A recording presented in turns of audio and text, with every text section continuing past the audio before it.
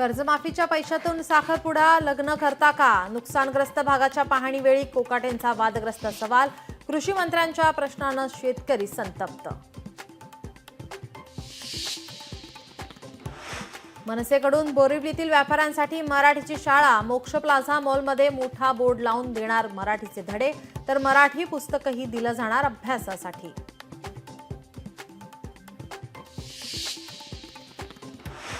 बँकांमध्ये मराठी भाषा वापरण्याच्या राज ठाकरेंच्या सूचनेबाबत मुख्यमंत्री आणि उपमुख्यमंत्र्यांशी चर्चा करणार. उद्योग मंत्री उदय सामंत आणि राज ठाकरेंमध्ये तासभर चर्चा.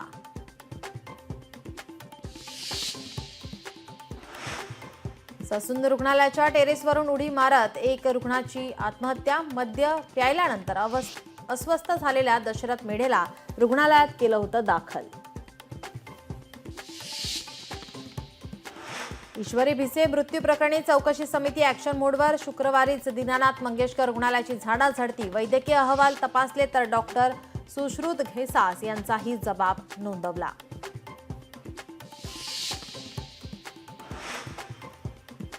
पुण्यातील गर्भवती महिला मृत्यू प्रकरण. पोलिसांकडून दीनानाथ मंगेशकर रुग्णालयातील डॉक्टर घैसासह 5 ते 6 जणांचे जबाब. संबंधित विभागातील सीसीटीव्ही फुटेजचीही पडताळणी.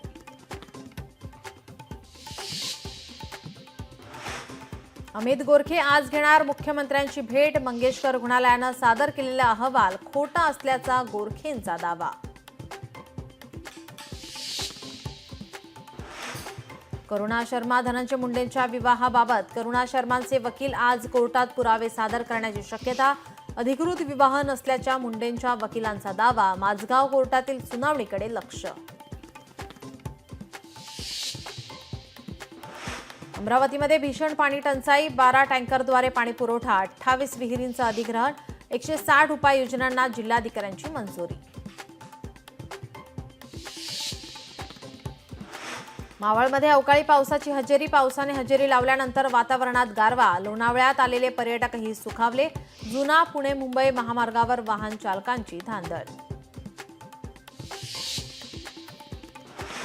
चॅट जीपीटीमुळे सायबर फसवणुकीचा धोका वाढला. चॅट जीपीटीच्या मदतीनं बनावट आधार आणि पॅन कार्ड तयार होत असल्यानं खळबळ.